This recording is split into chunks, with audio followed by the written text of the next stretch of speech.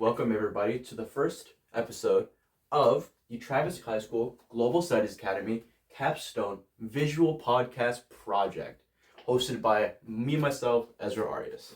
All right, now let's talk about Japan. Before we get into it, I want to preface it by saying that I myself am not Japanese, in case that wasn't obvious. Now that means I may miss something. There may be critical things that I'm leaving out, but I have done my research and I believe this should be talked about. Okay, this right here is not a script. This is my lesson plan. I'd be a fool to go anywhere without it. All right, over here is going to be our points of contention. I'll keep it on me just so I don't stray off topic. I'll put it to the side a couple times, and then when it's time to move on, I'll bring it back. Okay, now I would also like to say that this is not a way to dunk on Japan. Absolutely go crazy. Rose is nah, Japan is this awful place. It's not, but often there's a romanticization of popular vacation spots in our society. Okay, Japan's no different. It's rich and vibrant, with a distinct culture that basically stands against the global landscape. All right, you're probably all over social media. There's probably posts saying oh man, Japan is living the year 2045, and though it's true that they are probably the pinnacle of technological advancements. However, where they may exceed technologically, they may lack in terms of socially, and we'll get into that later. Okay, now Japan, despite having some current troubles as of the time of this recording, it's still a dominating economic power. Okay, it's still the third largest. It contributes significantly to global markets.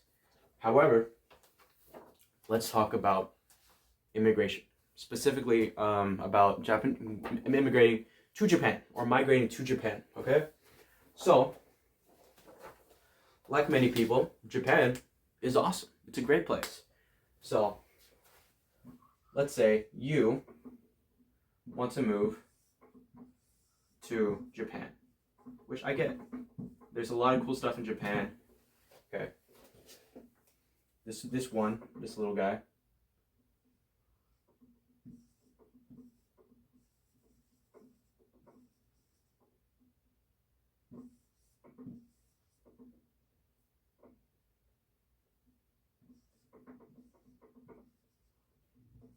This little goober here is you.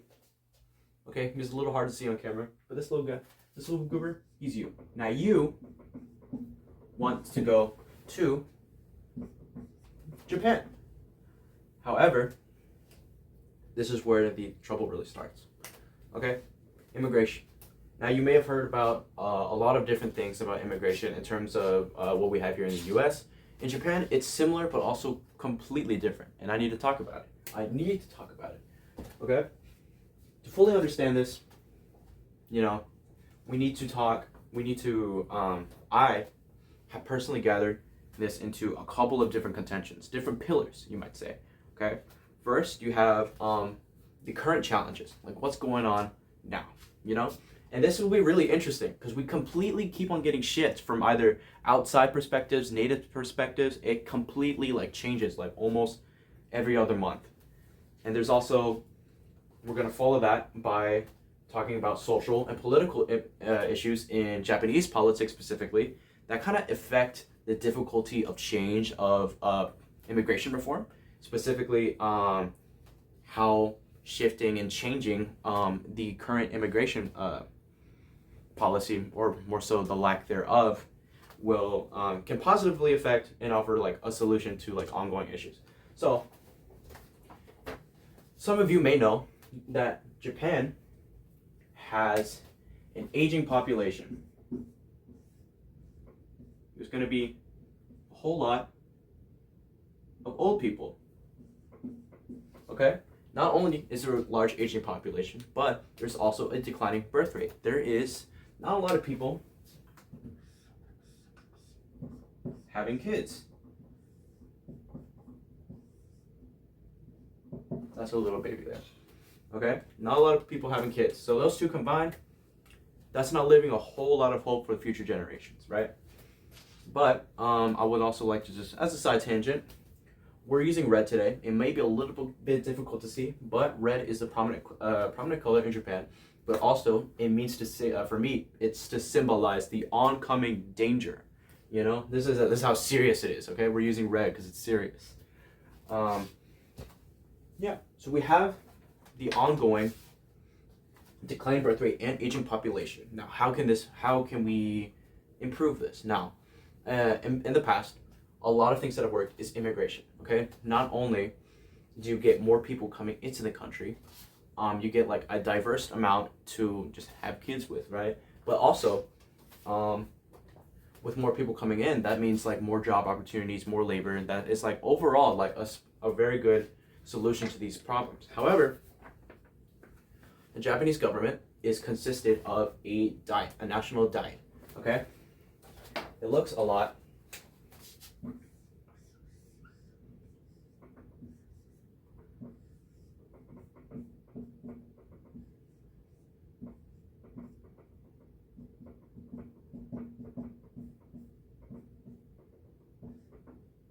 Looks a lot like this. This is the there is the Capitol building. And you're like, no, that's the U.S. Capitol building. They're actually they look very similar, and they're actually designed by or inspired by similar architects. So they consist of a national diet. Now, a national diet, think of it as sort of parliament. You know, goes by a different name, but it's still their main form of government. They do have an emperor, but the emperor itself doesn't have any authority over politics and like the government itself. Although the emperor himself is still a big deal. Sort of like the Queen of England. Okay. Now, the national diet is consisted of a lot of old people. Now, old people are typically more biased towards immigration and just outside of foreigners, okay? Because Japan has this long history of xenophobia, which constantly shifts from the newer generation, depending on how you see it, okay? So we have, but regardless of if the consensus overall was immigration is a good thing, it'd be completely difficult to get that through the diet, considering it's mostly consisted of those older members with those older biases. So, old people run the show. There are so many old people, okay? So now that we've established mostly how the government is running, like what do we have? We have a very weak, non-defined immigration policy, a lot of aging population, and a declining birth rate in a government controlled by a lot of old people who have those bigger biases. So migrants typically have to experience that. Okay, now there is this book that I highly recommend to everybody. It's called Immigrant Japan. It's Mobility and Belonging to an Ethno-Nationalist Society. It's by Gracia Liu-Farrer, whose research has been integral to the process of this project. And I'll recommend. I'll put it likely in the description of this video. It's for an Amazon link. And I definitely recommend checking it out. Anyway, she describes the process of assimilation. Now, when most people hear assimilation, they see it as a negative thing. Sort of like, oh, assimilation, that's when everybody's the same, and it diminishes the right of the individual. And that's not in this case. Assimilation in this scenario describes how migrants can finally achieve all the same rights and statuses as a native would have in Japan. And in Japan, because of the ongoing very loose immigration policy, this is especially difficult for migrants. Now, a key example of like the process of what migrants have to go through is achieving a permanent residency status. Okay? Now, permanent residency is integral for societal integration, okay? It's not only a bureaucratic status, okay? It also represents like full participation in Japanese society, you know? It's like it grants essential rights and protections. And like people value this status because it basically secures their stay in Japan and like allows those rights. So, however, like I said, with all those biases, regardless if you're in a area with high concentration or low concentration, they are typically targeted by many of natives' xenophobic attitudes. Okay, even if you've stayed in Japan for a long time, kind of gotten used to all the customs and whatnot, it doesn't matter. You'll still be like targeted. So that's like, and that affects like the application of permanent residency, and which ones get approved and which ones isn't, and not to mention overall it's just a very slow process. Okay, so we have assimilation and permanent residency.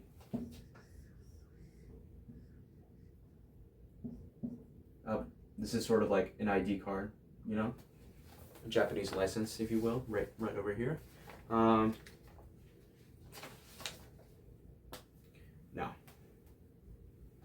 so let's move on. Okay, we have assimilation, permanent residency, we have all this. All right, so without these meaningful changes to immigration policy, it's gonna only get consistently worse and worse. Okay. Now, let's talk about the challenges of change. I've already sort of gone over this a little bit before, but let's clear everything up. Let's summarize. So, we have a slow and very loose and not definitive immigration policy that has that's run by the old people of the national diet, because it's run by old people of the national diet because of the aging population. There's a lot of old people, and there's not a lot of new people being made because of the declining birth rate. Not a lot of people are having babies, so there's not a lot of current gen representatives on the diet. Okay, and then you have assimilation, permanent residency, and xenophobic attitudes, which are making it so difficult in order for things to change. So often when people apply for visas or stay in Japan for either a new life or for economic opportunity, they have to stay indefinitely because you just have not a lot of security in all of this. So it allows to deportation or just like, man, this like I can't make it here, you know? And this is only getting worse and worse. Right now, making money in Japan is a little bit difficult as the yen is very weak, especially at least in the time of recording this video. It's very difficult to make money in Japan. It's much better, at least it's better for foreigners visiting Japan as like a sort of tourist thing, because that means your money gets you farther. However, if you have a Japanese job, it's much more difficult to make money.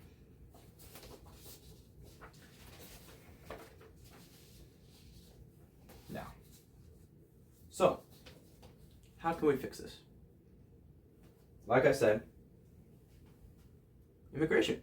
Immigration has a lot of things, okay? There are these scholars who have an entire system or hypothetical situation that I can cover in depth, maybe not in this video as we are running out of time, but maybe in another video. Now, I'd like to talk a little bit about current attitudes, okay? Now, there's going to be a lot of different words summing up, such as modern Meiji. A modern Meiji, it comes from the Meiji era of Japan. Now, the Meiji era of Japan basically is defined by an enormous amount of westernization after the Tokugawa period. So when people often see these issues in Japan, there's a lot of call to action for a modern Meiji movement. And that's what that means. More westernization and more sort of like social political reform. Because, like I said earlier, not only is there a lot of, despite having like great technology, Japan has all of these population issues. They got these political issues, not to mention social issues. For example, gay marriage is not legal in Japan. There are loopholes, like you may be able to get a partnership certificate in like very small local governments, but even then, for same-sex couples, you have very limited rights with those like loopholes. So gay marriage is not legal, okay? And there's a lot of different things one needs to consider if whether they need to move to Japan or just visit. Because again, the purpose of this project is to not like say that Japan is just awful place. I want people to keep this in mind when they visit not just Japan but any country in general. Like if people romanticize France a lot, but there's a lot of ongoing racism and like xenophobia in France as well. And I think it's, especially with the rise of social media, I think it's important, especially important to talk about it in Japan. Now, like I said, with all the current attitudes, it constantly shifts, okay? There's so many different interviews and polls conducted by the Pew Research Center that essentially say, hey, maybe immigration is a good idea. Maybe it's not. You know, a lot of the younger generation will typically be on the side of for immigration, let's say, because they recognize all these issues that are happening. However, it shifts so much, and a lot of that has to do with public perception of foreigners. Because as you may know, as you may see in articles, a lot of stores and shops are closing down, or at least closing service to specifically tourists or foreigners. And this is mostly because of the overall very disrespectful treatment of landmarks and just their culture in general. You have people that are like doing pull-ups on torii gates. You have a lot of people like forcing their ways to take pictures of geisha, which closes the Gion district not to natives, not to just natives, but to foreigners as well, making them a lot more rare to see. And you have a lot of just like overall rowdiness going on in trains, people being really loud, or you have just these like business owners that don't want to deal with them in general. So this makes it even worse to change, okay? So it's kind of in a collaborative issue, right? Japan obviously has its own governmental issues, but we as people, whenever we go to a foreign country, whether it be one that we are familiar with or one that we are drastically not familiar with, we need to take an effort to learn about these countries. Even if you're just staying for like 2 days or you're doing a business layover, it's essential. It's essential to learn like your place, you know? And although I would love to continue, we are very long, and I would like to keep these short and simple so people can all follow along. So, next episode, if this does well enough, and if you guys want more, next episode, we will talk about going more in depth with the solution, the modern Meiji movement, and, of course, the conclusion. So, stay tuned for that. If you invested enough, please just reach out in the comments. I will make more videos because this is fun. This is fun. I hope these graphics kind of help you. And yeah, I will see you guys next time.